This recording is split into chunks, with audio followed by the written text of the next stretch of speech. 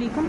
आज हम डिस्कस करेंगे FTNMR Fourier transform nuclear magnetic resonance spectroscopy. आज हम इसके बारे में डिस्कस करेंगे। लास्ट हमारे जो लेक्चर थे उसमें हमने ऑर्गेनोमेटेलिक की करैक्टराइजेशन के लिए डिफरेंट टेक्निक्स यूज़ की थी, जैसे एलिमेंटल एनालिसिस।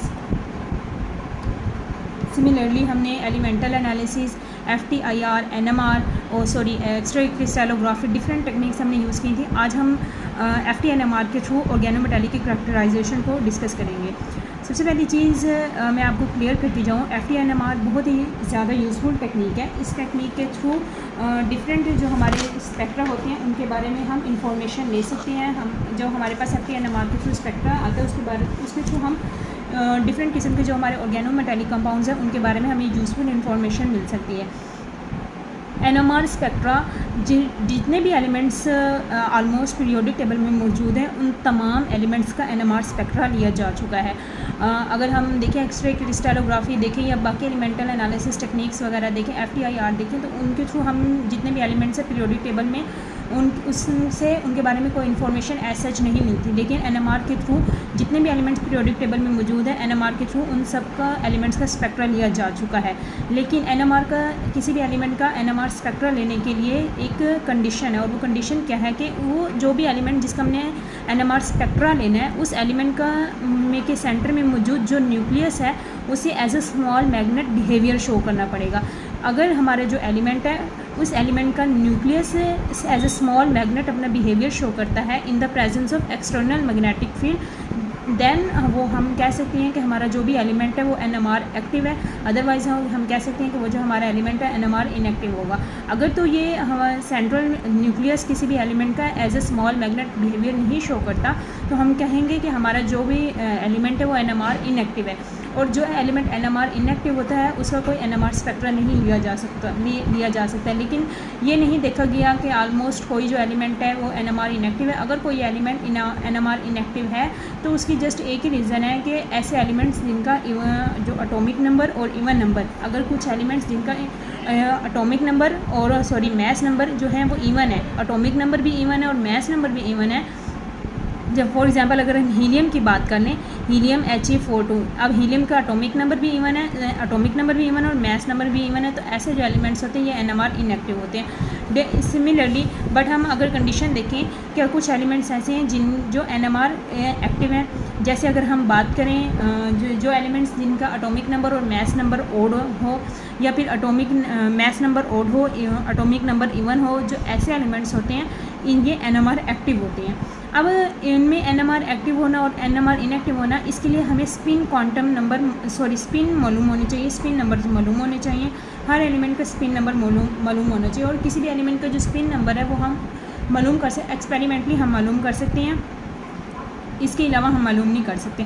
अब ये हमारे पास एलिमेंट्स हैं आइसोटोपिक फॉर्म में। अगर हम बात करें ये कार्बन जो है ये इसकी आइसोटोपिक फॉर्म है, कार्बन 12 ये जो कार्बन 12 की आइसोटोपिक फॉर्म है ये NMR इनएक्टिव है। लेकिन इसकी जो सेकेंड आइसोटोपिक फॉर्म है C13 ये NMR एक्टिव है। तो हम कह सकते हैं कि अगर हमने एक एलिमेंट का स्पेक्ट्रा अगर हम नहीं ले सके NMR स्पेक्ट्रा, तो उसके आइसोटोपिक फॉर्म का हम स्पेक्ट्रा ले सकते हैं। सिमिलरली अगर हम ऑक्सीजन की बात करें तो ये NMR इनएक्टिव है क्योंकि इसका एटॉमिक नंबर और मैस नंबर इवन है। लेकिन अगर हम चेक करें इसका आइसोटोप चेक करें तो ये NMR एक्टिव हुआ। सिमिलरली कुछ एलिमेंट्स ऐसे हैं जो आइसोटोपिक फॉर्म के बगैर भी NMR एक्टिव होते हैं, जैसे हम फॉस्फोरस 31 की बात कर लें, अब ये NMR एक्टिव है, ये इसके आइसोटोपिक फॉर्म नहीं है।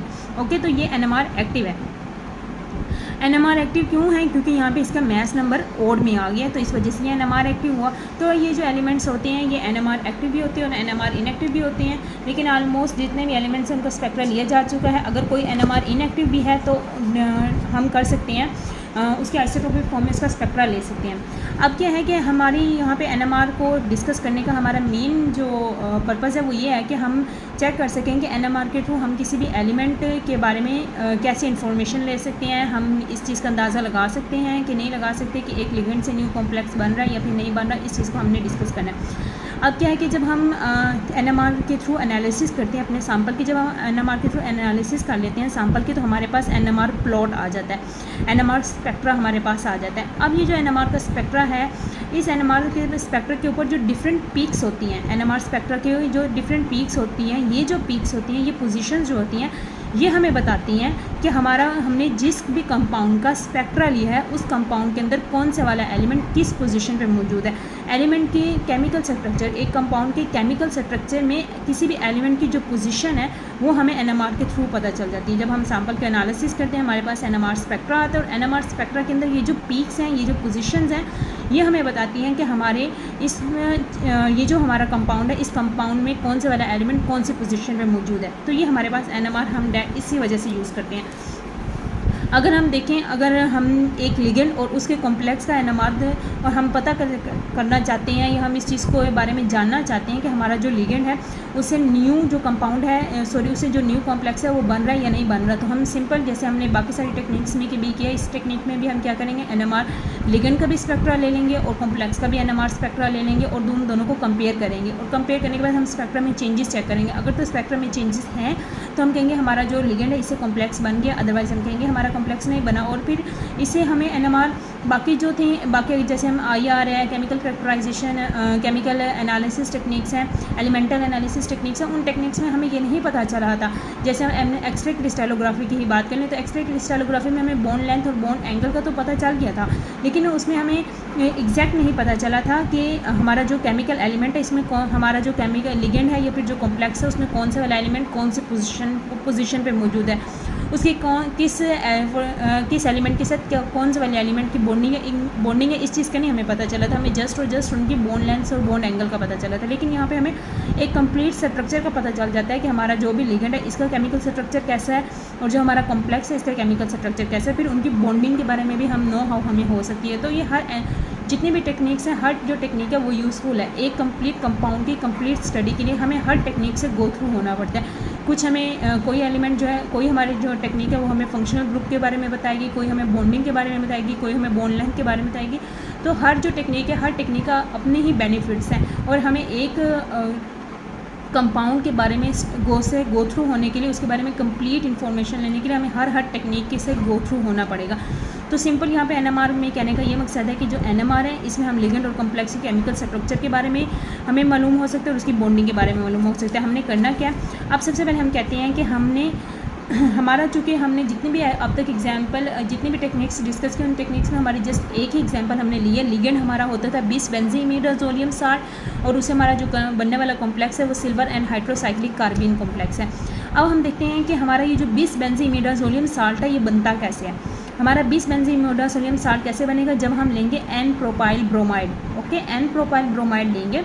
सबसे पहले हमें इस N-प्रोपाइल ब्रोमाइड का स्पेक्ट्रा लेंगे, NMR स्पेक्ट्रा लेंगे, और फिर इस N-प्रोपाइल ब्रोमाइड का रिएक्शन करवाएंगे बेंजीइमिडाजोल के साथ। N-प्रोपाइल का रिएक्शन करवाएंगे बेंजीइमिडाजोल के साथ।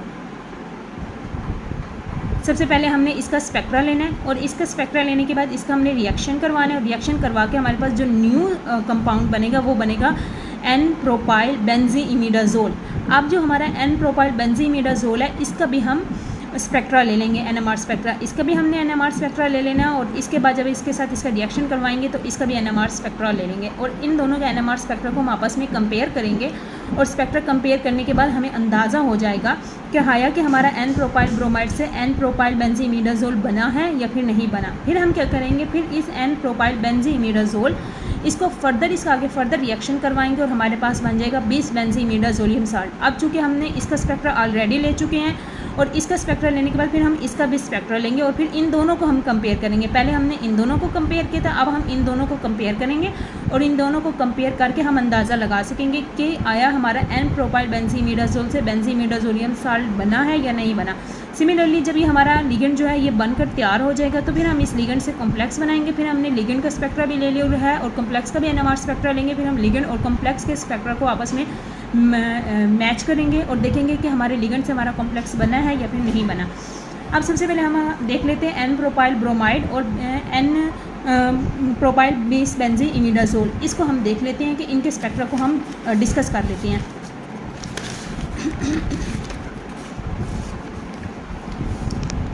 ओके जी, सबसे पहले इन दोनों के स्ट्रक्चर को हम डिस्कस कर लेते हैं। अब हमारे पास अगर हम देखें हमारे जो एन प्रोपाइल ब्रोमाइड, इसका स्ट्रक्चर हम देखें तो इसका स्ट्रक्चर इस तरीके से बनता है। एन प्रोपाइल ब्रोमाइड का स्ट्रक्चर ये हमारे पास एन प्रोपाइल ब्रोमाइड का स्ट्रक्चर है। ओके, और एक और चीज़ हमने एनएमआर में डिस्कस की हुई है कि ये जो एनएमआर होता है, एनएमआर में अगर एक कार्बन के साथ सेम हाइड्रोजन के एटम्स अटैच है, तो ये जो एक ही कार्बन के साथ तीनों हाइड्रोजन के एटम्स अटैच है, तो इनका जो इन्वायरमेंट है, केमिकल इन्वायरमेंट, वो सेम होगा। तो हम इंसानों को HA नाम दे देंगे। ये सारे हाइड्रोजन हम इनको नेम दे लेते हैं HA। सिमिलरली इनका जो केमिकल इन्वायरमेंट है, ये जो हाइड्रोजन के एटम्स है, इन दोनों का आपस में केमिकल इन्वायरमेंट सेम है, लेकिन इनका केमिकल इन्वायरमेंट इनके थ्रू डिफरेंट है। ठीक है, तो इसका भी इस पर इफेक्ट होगा, इन हाइड्रोजन्स पे, इसका भी इस पर इफेक्ट होगा, तो हम इसको HB और इसको भी HB का नाम दे देंगे। इन दोनों का आपस में केमिकल इन्वायरमेंट सेम है, लेकिन इन दोनों का अगर हम इन दोनों के केमिकल इन्वायरमेंट को इन दोनों से कंपेयर करें तो इनका केमिकल इन्वायरमेंट डिफरेंट है। सिमिलरली हम इनको नाम दे लेंगे HC का नाम दे लेंगे। और जब हम इनका NMR स्पेक्ट्रा लेंगे तो हमारे पास कुछ ऐसा स्पेक्ट्रा आएगा। अगर हमने इनका NMR स्पेक्ट्रा लिया तो ये हमारे पास स्पेक्ट्रा आया। ओके, यहाँ पे हमारे पास ये हमने प्रोटॉन NMR जिसको हम कह सकते हैं H1 NMR स्पेक्ट्रा लिया है। जस्ट और जस्ट मीन्स इसमें हमने हाइड्रोजन्स का NMR स्पेक्ट्रा लिया, और ये हमारे पास N प्रोपाइल ब्रोमाइड है, और N प्रोपाइल ब्रोमाइड के थ्रू जब हमने स्पेक्ट्रा लिया तो ये हमारे पास इस तरीके से स्पेक्ट्रा आया। ये हमारे पास ओके जी, एक और चीज़ यहाँ पे हम डिस्कस करते जाए। यहाँ पे हम कहते हैं कि ये अप फील्ड है, ये डाउन फील्ड है। Shift value towards up field and shift value towards down field. अब चूँकि ये जो हमारे पास HA है, इसके ऊपर किसी का भी कोई इफेक्ट नहीं है। अगर हम देखें ये जो हमारे हाइड्रोजन्स हैं, इनके ऊपर किसी का भी कोई इफेक्ट नहीं है, जैसे कोई से इलेक्ट्रॉन डोनेटिंग या विड्राइंग ग्रुप का कोई भी इफेक्ट नहीं है, तो इस वजह से इसकी जो वैल्यू है टुवर्ड्स अप फील्ड होगी। सिमिलरली यहाँ पे अगर हम HB की बात करें, जो हमारे पास प्रोटॉन्स B हैं, तो प्रोटॉन्स B पे दो तरफ से इफेक्ट है, इधर से भी इफेक्ट है और इधर से भी इफेक्ट है, तो दैट्स वाई इसकी जो केमिकल शिफ्ट वैल्यू है वो सेकंड में है। और इसी तरीके से अगर हम HC की बात करें, प्रोटॉन C की बात करें, तो इनके ऊपर चूँकि इलेक्ट्रॉन विड्राइंग ग्रुप्स का इफेक्ट है, तो दैट्स वाई इसकी जो केमिकल शिफ्ट वैल्यू है वो टुवर्ड्स डाउन फील्ड जाती जाएगी। अब यहाँ पे अगर हम देखें, यहाँ पे अब चूँकि जब हमारा बनेगा, एक और चीज़ आपको क्लियर करती जाऊँ, जब हमारा N प्रोपाइल ब्रोमाइड बनेगा, तो N प्रोपाइल ब्रोमाइड बनने के लिए ऑब्वियसली अगर यहाँ से किसी चीज़ ने रिमूव होना है तो वो ब्रोमाइड ग्रुप है। यहाँ से ब्रोमाइड ग्रुप रिमूव होगा तो ही न्यू बेंजीमिडाजोल जो ग्रुप है वो इसके साथ आके अटैच होगा। तो ऑब्वियसली यहाँ पे जब हमारे पास न्यू स्पेक्ट्रा आएगा, N प्रोपाइल 20 बेंजीमिडाजोल का स्पेक्ट्रा आएगा, तो वहाँ पे उसमें जो चेंज आएगी वो हमें यहीं पे ही कहीं चेंज नज़र आएगी। तो ये तो था सिंपल N प्रोपाइल ब्रोमाइड का स्पेक्ट्रा था, जिसमें आपको जस्ट ये क्लियर करना था इसमें H जो प्रोटॉन्स हैं, प्रोटॉन्स A, प्रोटॉन्स B और प्रोटॉन्स C की किस तरीके से हमारे पास वैल्यूज़ आई हैं। इसके बाद हम जब देखेंगे हमारा ये जो N प्रोपाइल ब्रोमाइड है, जब ये बेंजीमिडाजोल के साथ रिएक्ट कर गया और हमारे पास N प्रोपाइल बेंजीमिडाजोल बन गया है, तो क्या हुआ कि यहाँ से ब्रोमीन का ग्रुप रिमूव हुआ, उसकी जगह पे बेंजीमिडाजोल आके अटैच हो गया, और ये हमारे पास एक न्यू N प्रोपाइल 20 बेंजीमिडाजोल बन गया। अब यहाँ पे अगर हम देखें तो ये जो प्रोपाइल के ये प्रोटॉन्स हैं, ये तो एज सच यहाँ पे मौजूद हैं, क्योंकि जस्ट और जस्ट अगर यहाँ पे इफेक्ट हुआ है तो ब्रोमीन इफेक्ट हुआ है, यहाँ से ब्रोमीन रिमूव हुआ है, बाकी सारे ग्रुप्स एज सच यहाँ पे बाकी सारी प्रोटॉन्स एज सच मौजूद हैं। लेकिन क्या है कि ये और बाकी इसके अलावा एक और चीज़ कि ये वाले जो प्रोटॉन है, ये जो प्रोटॉन है HC जो प्रोटॉन है, इसके ऊपर अब इफेक्ट जो है वो फर्दर इंक्रीज़ हो चुका है, क्योंकि अब यहाँ पे पहले और ग्रुप था, अब यहाँ पे और ग्रुप है। तो ये जो ग्रुप है ये अपना केमिकल इन्वायरमेंट इसके ऊपर भी इफेक्ट करेगा। ओके जी, तो इसकी वजह से क्या होगा, जब इस पर केमिकल इन्वायरमेंट इस पर इफेक्ट होगा तो इसकी जो वैल्यू है वो डाउन फील्ड चली जाएगी। अगर हम इसकी वैल्यू देखें, हमारे प्रोटॉन्स C की जो वैल्यू है वो टुवर्ड्स डाउन फील्ड, पहले यहाँ पे प्रोटॉन्स की वैल्यू थी 3.21, अब यहाँ पे शिफ्ट वैल्यू 4.10 हो गया। डैट्स मीन्स यहाँ पे ये हमारा जो प्रोटॉन्स जो वैल्यू है वो टुवर्ड्स डाउन फील्ड चला गया।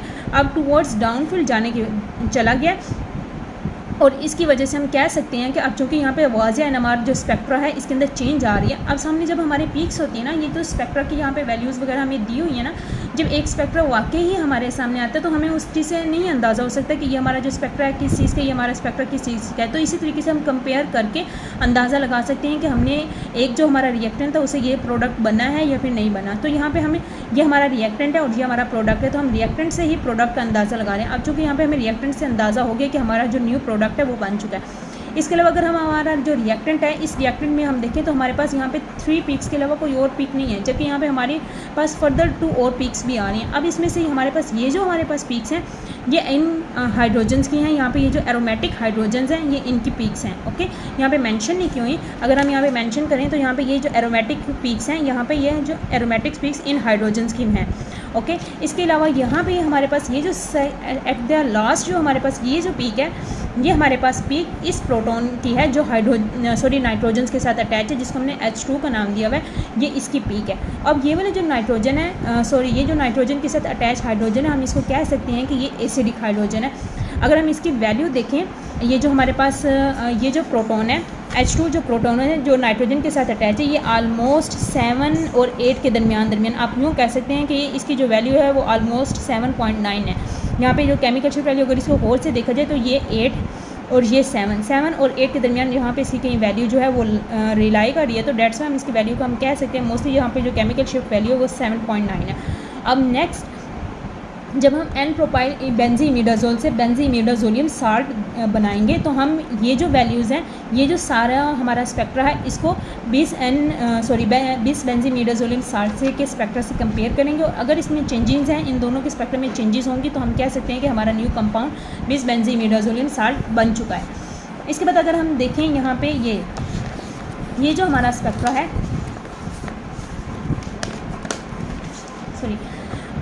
अगर हम इस स्पेक्ट्रा को देखें, ये जो हमारा स्पेक्ट्रा है, ये वाला स्पेक्ट्रा हमारे पास 20 बेंजीमिडाजोलियम साल्ट का स्पेक्ट्रा है।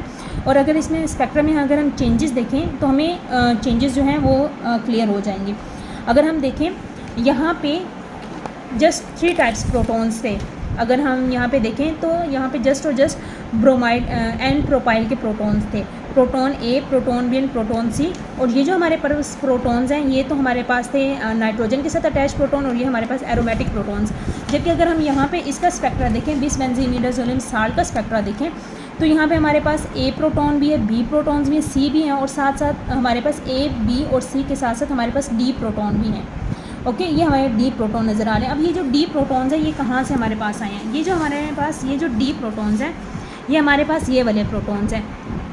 ये हमारे पास ये जो प्रोटॉन है जिन्होंने नाइट्रोजन को नेक्स्ट किसी और ग्रुप के साथ अटैच हुआ है, और ये वाले जो प्रोटॉन्स हैं इनको हमने HD प्रोटॉन्स का नाम दिया हुआ है। और हम कह सकते हैं कि HD प्रोटॉन्स वो प्रोटॉन्स हैं जो पैराजाइलाइल यूनिट्स को क्रिएट करती हैं। अब ये पैरा ग्रुप ही है ना, तो ये वाले यूनिट्स हैं, इनकी वजह से ही पैराजाइलाइल यूनिट्स ग्रुप्स जो हैं वो क्रिएट हो रहे हैं। तो हम इनको कह सकते हैं कि यहाँ पे ये NCH2R ये वाले ग्रुप हैं यहाँ पे इनमें ये वाला जो स्पेक्ट्रा है HD जो स्पेक्ट्रा है वो इनका स्पेक्ट्रा है। अब अगर हम देखें जस्ट एन प्रोपाइल बेंजीमिडाजोल, अगर हम यहाँ पे देखें एन प्रोपाइल बेंजीमिडाजोल, तो यहाँ पे एज सच कोई पैराजाइलाइल यूनिट की वजह से या कोई प्रोटॉन यहाँ पे नहीं था, HD प्रोटॉन नहीं थे, D प्रोटॉन्स नहीं थे, बट यहाँ पे कोई D प्रोटॉन्स आ चुके हैं। तो हम कह सकते हैं कि यहाँ पे ये जो D प्रोटॉन्स है ये इस चीज़ को शो कर रहा है, एक न्यू पीक यहाँ पे हमारे स्पेक्ट्रा में हमें नज़र आ रही है। ये न्यू पीक जो है ये शो कर रही है कि हमारा 20 एन प्रोपाइल बेंजीमिडाजोल से 20 बेंजीमिडाजोलियम साल्ट जो है वो बन चुका है। इसके साथ साथ अगर हम देखें तो हमारे यहाँ पे ये जो एसिडिक प्रोटॉन था, जो हमारा नाइट्रोजन के साथ प्रोटॉन अटैच था, इसकी जो शिफ्ट वैल्यू है वो पहले थी 7.9 के करीब। अगर हम यहाँ पे देखें तो ये जो वैल्यू थी ये 7.9 के करीब थी, जबकि अब ये जो वैल्यू है वो मूव कर गई है। अगर हम यहाँ पे इसको गौर से देखें तो ये जो वैल्यू है हमारी 10 से भी नेक्स्ट मूव कर गई है, मींस ये हमारी फर्दर डाउनफील्ड मूव कर गई है। ये जो एसिडिक प्रोटॉन्स जो नाइट्रोजन के साथ अटैच थे इनकी जो वैल्यू है ये फर्दर मूव कर गई है। तो हम इस चीज़ से भी अंदाज़ा लगा सकते हैं। अब अगर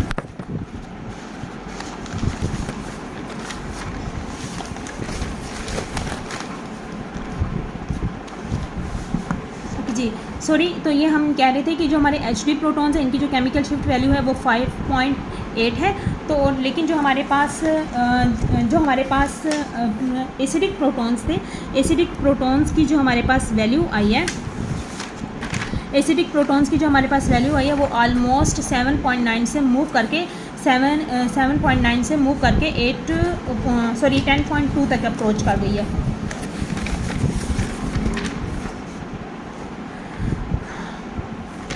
इसके अलावा अगर हम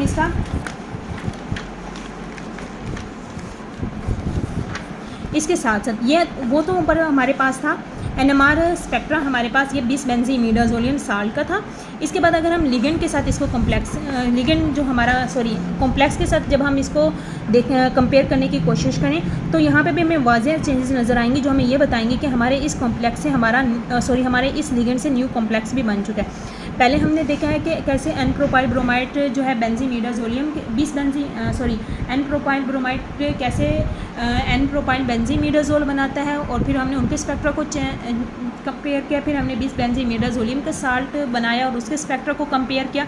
अब नेक्स्ट हम देखेंगे जो हमारा 20 बेंजीमिडाज़ोलियम साल्ट लिगेंड है, इसके स्पेक्ट्रा को हम कॉम्प्लेक्स से के स्पेक्ट्रा से कंपेयर करके हम चेक करेंगे कि आया कि हमारे इस लिगेंड से हमारा ये जो कॉम्प्लेक्स है ये बना है या फिर नहीं बना। अगर हम यहाँ पे देखें तो ऐसा बाकी जो सब स्पेक्ट्रा हैं वो ऐसा यहाँ पे मौजूद होंगे। जैसे हम यहाँ पे देखें हमारे पास ये proton A, proton B, proton सी के जो स्पेक्ट्रा हैं, प्रोटॉन डी के स्पेक्ट्रा ऐसे हमारे पास मौजूद होंगे।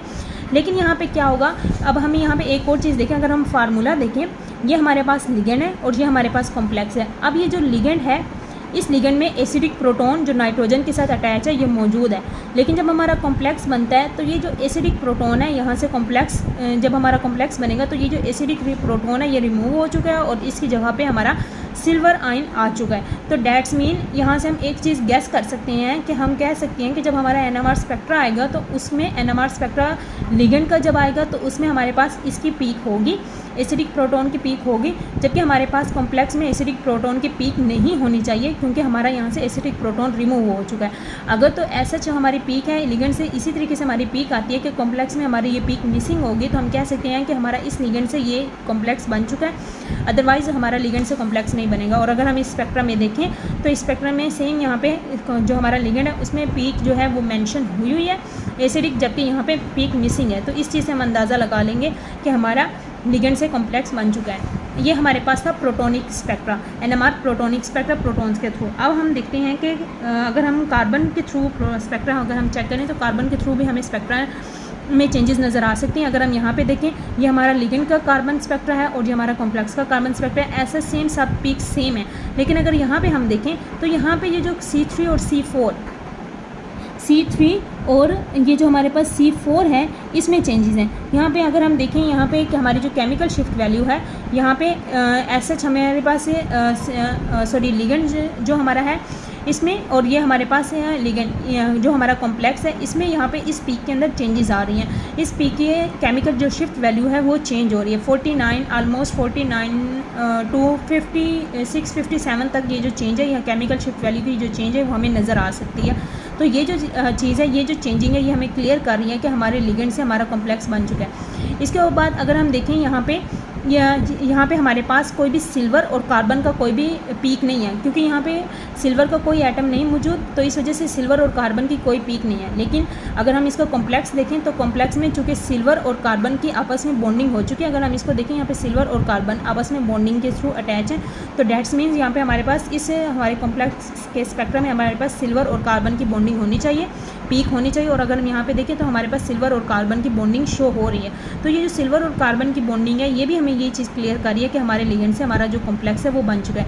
और ये जो हमारे पास सिल्वर और कॉम्प्लेक्स सिल्वर और कार्बन की जो पीक है ये ऑलमोस्ट हमारे पास 100 प्लस की रेंज में इसकी वैल्यू आएगी, मीन्स ये फर्दर डाउनफील्ड जाता जाएगा। और ये जो केमिकल शिफ्ट वैल्यू है ये ऑलमोस्ट 101 इसकी रेंज में हमें इसकी केमिकल शिफ्ट वैल्यू जो है ये हमें नज़र आएगी। ओके जी, थैंक यू। ये आज का हमारा टॉपिक था जिसमें हमने एनएमआर स्पेक्ट्रा के बारे में डिस्कस किया और एनएमआर के थ्रू हमने इस चीज़ को देखा कि कैसे हमारे जो लिगेंड्स और कॉम्प्लेक्स उनके बारे में हम उनकी बॉन्डिंग जो है उनको डिस्कस कर सकते हैं और कैसे हमें एनएमआर के थ्रू केमिकल स्ट्रक्चर किसी भी कंपाउंड का मालूम हो सकते हैं। अल्लाह हाफिज़।